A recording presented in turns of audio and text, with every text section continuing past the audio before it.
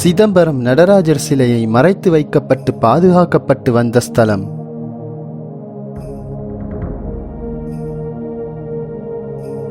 சிவபெருமான் சுயம்புவாக தோன்றி அருள்பாலிக்கும் ஸ்தலம்.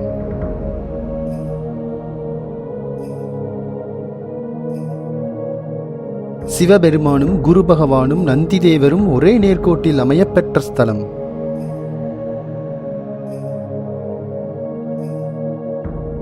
சிவஸ்தலமாக இருந்தாலும் குரு பரிகார ஸ்தலமாக விளங்கும் புண்ணிய க்ஷேத்திரம்.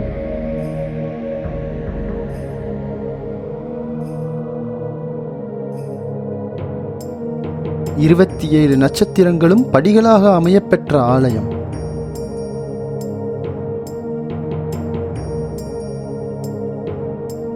நட்சத்திர தோஷங்களை நீக்கும் குரு பரிகார ஸ்தலம்.